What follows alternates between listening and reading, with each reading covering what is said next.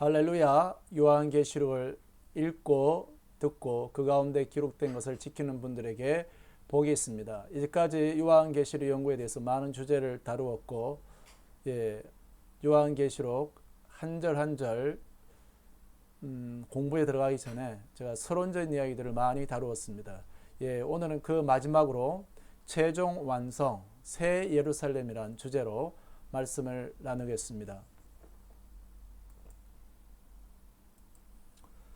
최종 완성 새 예루살렘에 대한 주제를 다루면서 저는 새 예루살렘이 어떤 것인지 많은 관심을 가지게 되었습니다. 그것이 건물인지 아니면 우리 자신, 교회 자체인지 많은 관심을 가지게 되었는데요.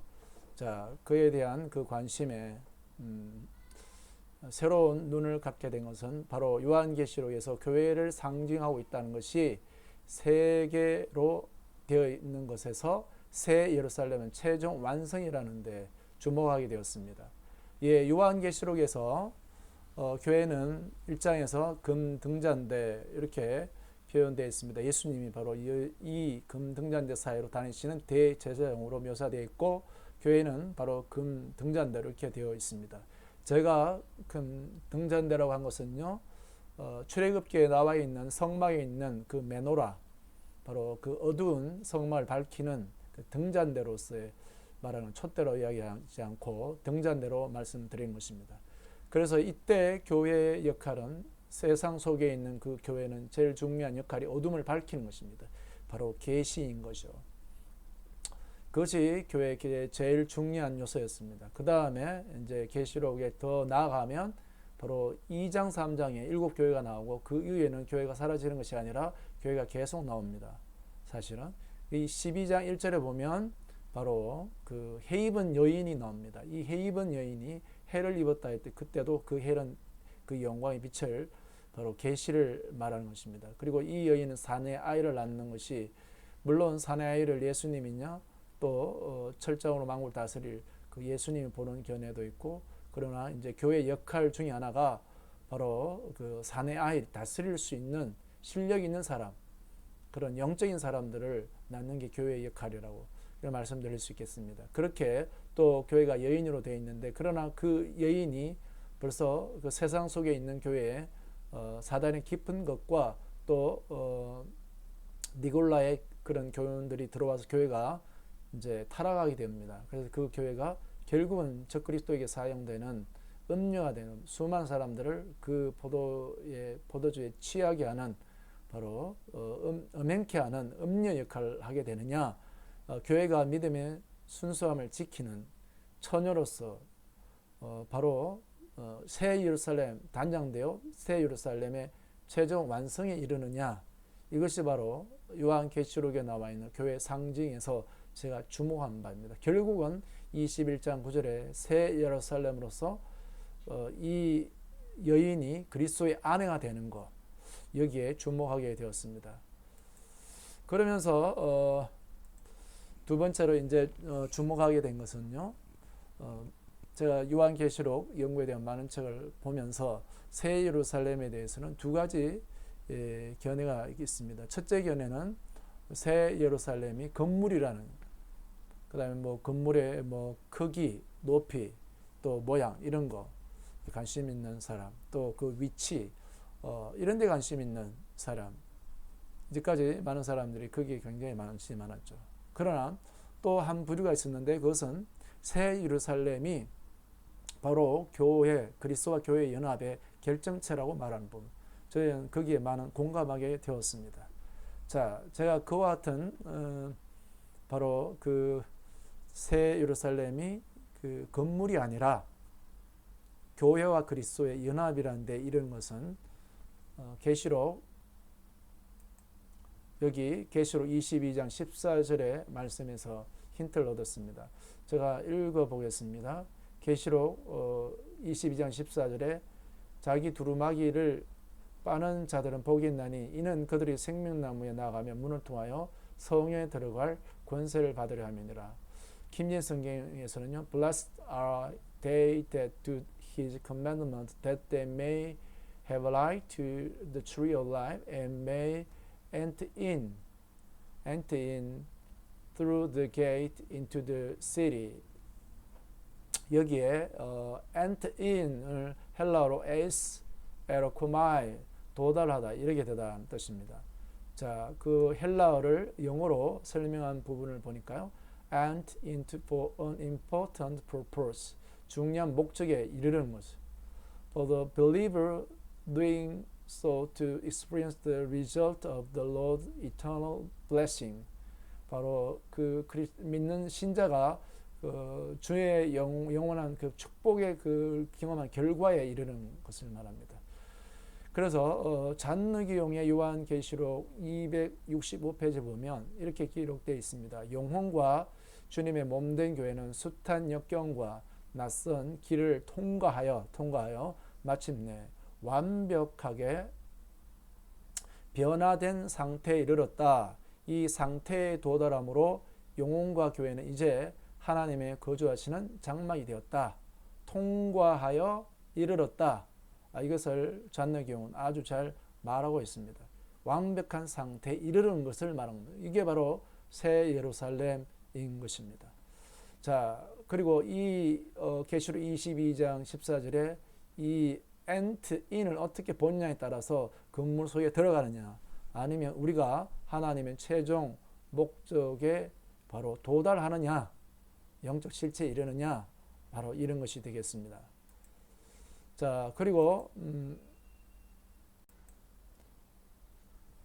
자, 3장에 보면 좀 더 그 새 예루살렘이 어떤 부분인지 어떤 건물이냐 아니면 또 우리에게 영적 실체냐 그것을 좀 이해할 수 있는 말씀들이 계시록 19장과 21장에 주로 걸쳐 있습니다. 자, 계시록 19장과 21절에서 새 예루살렘은 바로 그리스도의 아내라고 이렇게 표현합니다. 읽겠습니다. 19장 7절에 어린 양의 혼인 기약이 이르렀고 그의 아내가 자신을 준비하였으므로 이렇게 되어 있죠. 여기 준비하였으므로 되어 있는 그의 아내가 여기 혼인 그 기약이라는 이게 19장 7절에 이 19장이 예수 그리스도의 재림 때 적그리스도의 군대와 싸우는 장면이 기록되어 있습니다. 그리고 이때 이 땅에서는 그런 대환란의 그런 전쟁 때지만 바로 영적으로는 그 어린 양의 혼인 때라고 성경은 말씀하고 있는 겁니다. 자, 그리고 21장 2절에 또 내가 보매 거룩한 성 새 예루살렘이 하나님께로부터 하늘에서 내려오니 그 준비한 것이 신부가 남편을 위하여 단장한 거다. 여기에 새 예루살렘, 이 예루살렘은 바로 그 아이덴티티가 그 정체로 신부 아내를 위하여 단장한 것 같다. 이렇게 표현하고 있습니다. 자, 그럼 다시 봅시다. 이렇게 같더라고 되어 있지만 이제 21장 9절에는 오라 내가 신부 곧 어린 양의 아내를 내게 보이라 이렇게 말하죠. 자, 새 예루살렘은 건물로서 보느냐 아니면 그 새 예루살렘 영적 실체 이제 계시록 19장 21장 2절과 9절에서는 바로 그리스도 그 새 예루살렘은 그리스도의 신랑이 그리스도의 신부이고 또 아내라고 이렇게 표현했습니다. 자, 아내는 바로 누구입니까? 남편과 연합을 이루는 바로 신부이지 않습니까? 그래서 잔느기용도 아내와 연합을 통해 하나가 된 영혼 이렇게 표현했습니다. 잔느기용은 그리스도 우리 예수 그리스도의 그와 연합된 내면의 깊은 영성을 추구하는 분이었는데 또 많은 영향을 줬죠. 그런데 그분도 결국은 이 새 예루살렘은 그리스도의 성경 기록된 대로 아내로서 그리스도와 연합된 실체 이렇게 보고 있었는데 저도 여기에 공감합니다. 자, 그러면 좀 더 나아가서 새 예루살렘의 그 영광에 대해서 살펴보겠습니다. 자, 새 예루살렘의 그 영광 이제 그 그리스도의 아내인 교회가 변화되어 새 예루살렘으로 최종 완성이 되는데 그게 어떻게 됐는지 계시록 21장 11절에 하나님의 영광이 있어 그 성에 빛이 지극히 귀한 보석 같고 벽옥과 수정같이 맑더라 이래 되어 있습니다. 하나님의 영광이 있어. 그 성의 빛이. 자, 이것을 제가 좀 더 이렇게 표현해 봤습니다. 하나님의 형상으로 최종적으로 변화된 상태. 바로 그 영광이 있어. 그 성의 빛이. 그 성은 성 자체로 빛나는 것이 아니라 그 영광이 빛나는 형상인 것입니다. 자, 그래서 그 영광의 형상으로서 그 안에 영광의 빛이신 하나님의 그 빛이 그리스도가 등이 되고 나타나는데 그 변화된 상태인 거죠. 그래서 그것이 뭐와 같고요? 보석과 같고 벽옥과 수정 같더라. 그 하나님의 그 영광의 임재를 그 계시록 4장에서는 벽옥과 같다 이렇게 표현하고 있었는데 그 하늘의 그 예배 광경에서 바로 그 하나님의 영광의 임재를 벽옥 같다 이렇게 표현했는데 여기서 이제 벽옥과 수정같이 맑더라 이렇게 표현하고 있습니다. 그 하나님의 영광의 그 빛이 빛나는 것을 말하는 겁니다. 그래서 그것을 또 반증할 수 있는 고린도후서 3장 18절에 보면은 고린도전서 3장 고린도후서 3장 18절에 우리가 다 수건을 벗은 얼굴로 거울을 보는 것 같이 주의 영광을 보매 그와 같은 형상으로 변하여 영광에서 영광에 이르니 곧 주의 영으로 우리가 주님의 영으로 말씀입니다. 이렇게 되어 있습니다. 주님의 영으로 우리가 그리스도를 바라볼 때 우리가 변화되는 겁니다. 그분의 형상으로. 그것은 우리가 그분의 드러내는 존재가 되는 겁니다. 뒤에 보겠습니다. 21장 21절에 그 12문은 12진주니 각 한 개의 진주로 되어 있고 많은 사람들이 그 새 예루살렘의 성의 크기 또 길이 모양 이런 데 관심 많습니다만 정작 영적으로 이 새 예루살렘은 바로 그리스도의 안에 교회와 연합된 그 변화된 그 형상으로서 말하고 있고 또 그 문도 그야말로 진주를 다듬어서 만든 그런 문 이렇게 보통 이해할 수 있겠는데 근데 우리가 좀 더 영적으로 볼 때 그 문은 이 땅의 고난을 그리스도의 생명에 축적된 은혜로 이긴 결정체 이렇게 볼 수가 있습니다. 그래서 우리가 이 땅에 고난을 겪지만 여기 진주가 말입니다. 자기 이 조개 안에 들어온 모래알을 그 고통을 견디기 위해서 진액을 쏟을 때 그것이 결정체가 되는 게 진주가 아니겠습니까? 영롱한 진주가 되는 거잖아요. 우리도 마찬가지입니다. 우리가 이 땅에 고난을 겪을 때 이 그리스도 예수의 그 생명으로 고난을 이겨낼 때 그 은혜가 축적될 때 우리 안에 이 결정체가 되는 것입니다. 그것이 바로 진주문인 거죠. 우리는 이것을 통과해야 그 영광에 이르는 사람들이 되는 것을 새 예루살렘은 우리에게 말해주고 있습니다. 그리고 그 21장 19절입니다.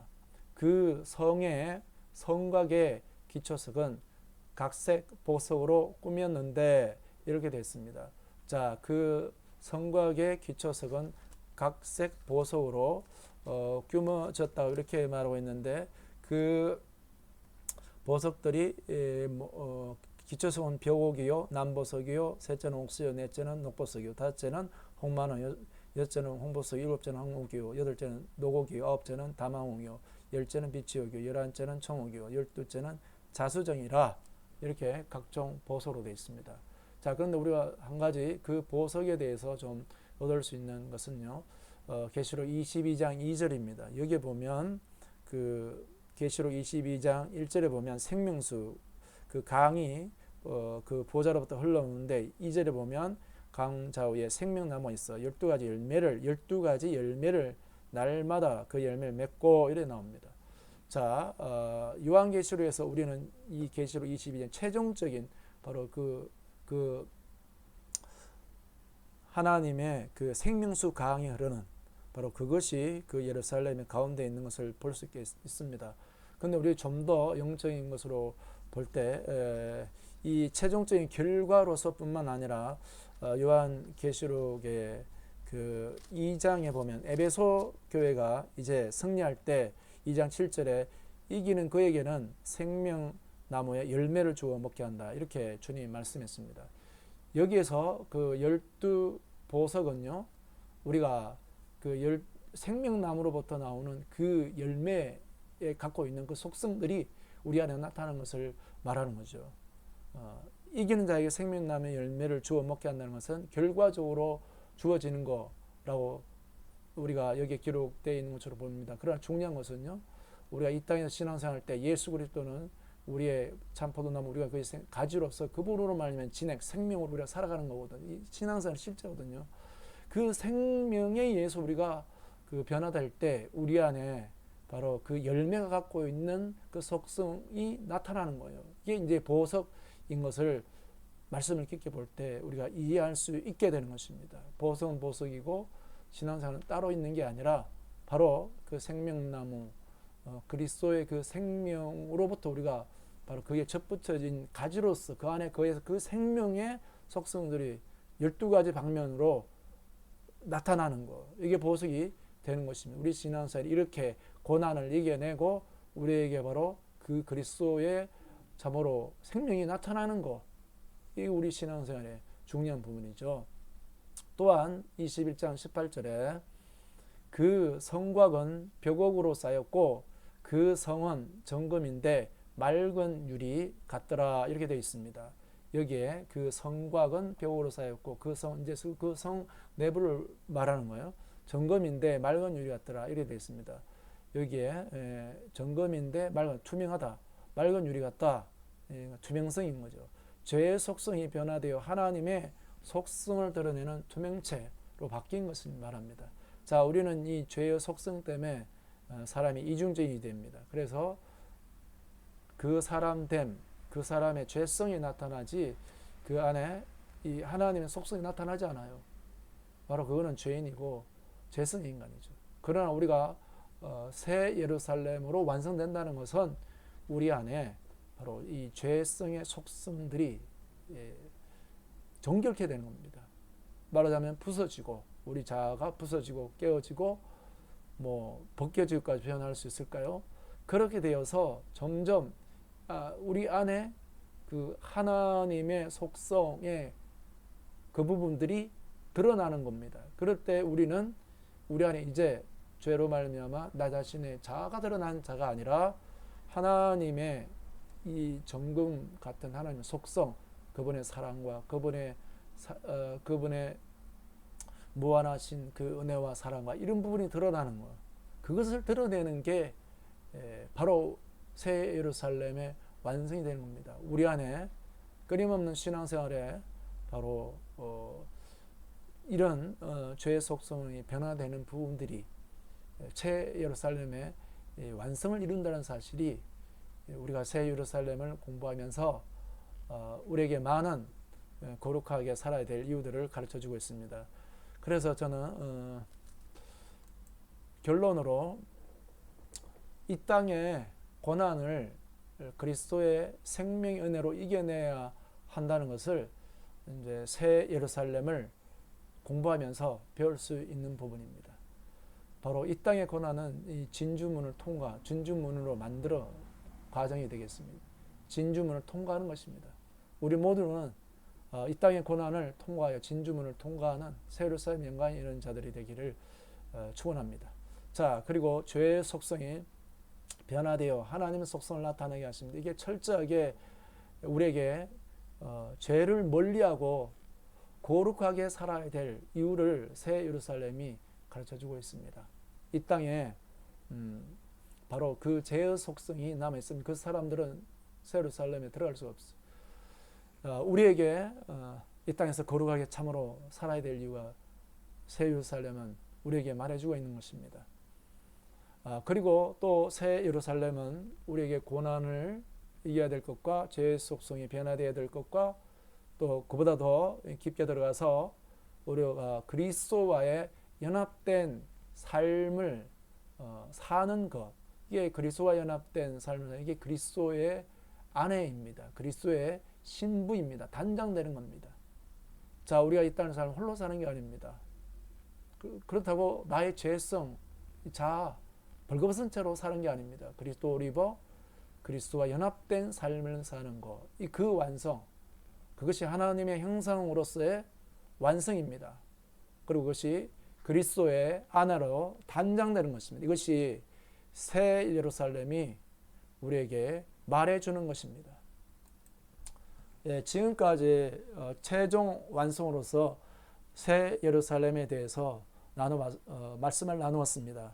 이제 제가 나눈 말씀 가운데 여러분들은 이제 새 예루살렘이 단순히 건물로 볼 것이 아니라 그리스도의 아내로서 그리스도와 연합된 그 완성을 이루는 것임을 이제 알 수 있게 되리라 생각합니다. 그래서 그것은 결국은 우리들 각각 개인의 신앙생활에 완성도가 어디까지 이루어야 되는지를 말해주고 있습니다. 요한계시록을 읽고 듣고 연구하면서 과연 그 안에 기록된 것을 지켜야 된다는 것이 바로 이런 부분들입니다. 우리가 고난 가운데 믿음을 지키고 죄의 속성이 변화되어야 될 부분과 그리스도와의 완전한 연합의 삶을 살아서 그리스도의 아내로 단장되어야 되는 이 땅의 삶입니다. 이 땅의 삶은 고난이 있더라도 죄가 들끓을지라도 또 우리가 많은 외로움과 싸울지라도 우리 가운데는 새 예루살렘의 영광, 성령과 신부가 부르더라. 요한계시록이 말씀하고 있는 부분입니다. 요한계시록 읽고 듣고 연구하는 모든 분들에게 새 예루살렘의 영광이 이르는 복이 있기를 축원합니다. 감사합니다.